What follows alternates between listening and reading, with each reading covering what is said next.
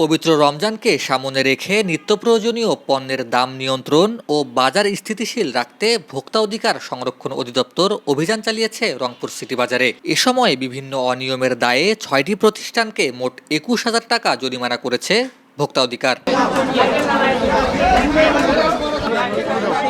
রমজান মাসে সাধারণ মানুষের ক্রয় ক্ষমতার মধ্যে বাজার দর রাখতে নিয়মিত তদারকির অংশ হিসাবে রংপুর সিটি বাজারে এই অভিযান পরিচালনা করা হয়। অভিযানে ফল, মাছ, মুরগি এবং বিভিন্ন ভ্যারাইটিজ স্টোরে মূল্য তালিকা, পণ্যের মান এবং সংরক্ষণ পদ্ধতি যাচাই করা হয়। অনিয়মের প্রমাণ পাওয়ায় সতর্কতামূলক ব্যবস্থা হিসেবে ৬টি দোকানকে মোট ২১,০০০ টাকা জরিমানা করা হয়েছে।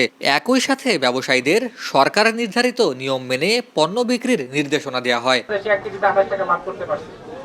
সুতরাং এত মার্জিন গ্যাপ তো চলবে না, এটা কোনোভাবে আইন কভার করে না, কোনোভাবে আইন কভার করে না। আপনার ১৫০ টাকা যখন কেজি কিনছেন তখনও ১৭০, আর এখন ১৪২ টাকা কিনতেছেন, এখনো ১৭০। এটা তো হয় না। আপনি কমে কিনবেন, কমে বেচবেন, বেশি কিনবেন, বেশি বেচবেন, এটা চলবে না।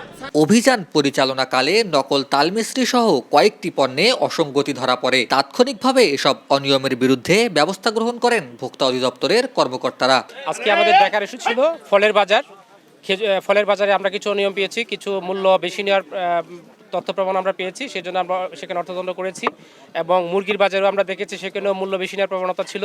মাছের বাজারে রঙিন লাইট ব্যবহার করা হচ্ছে কিনা সেটা আমরা দেখেছি। পাশাপাশি এখানে মুদির দোকানে মূল্য তালিকা দেওয়া হচ্ছে কিনা এবং যৌক্তিক মূল্যে পণ্য বিক্রি হচ্ছে কিনা সেটিও আমরা দেখেছি। তো যা দেখলাম সেখানে কিছু অ্যানোমালি ছিল, যার জন্য আমরা ৬টি প্রতিষ্ঠানে ২১,০০০ টাকা অর্থদণ্ড করেছি। এবং একটি প্রতিষ্ঠানে আমরা দেখলাম যে দুলাল চন্দ্রের তাল মিস্ত্রি বিক্রি হচ্ছে, যেটি নকল ছিল। তো আমরা আপনাদের মাধ্যমে সবাইকে জানাতে চাই, এই ধরনের গর্হিত কাজ থেকে যেন সবাই বিরত থাকেন, যে এই ধরনের নকল পণ্য কেউ যেন বিক্রি না করেন। তো জনস্বার্থে, ভোক্তা স্বার্থে আমাদের অভিযান অব্যাহত থাকবে। ধন্যবাদ।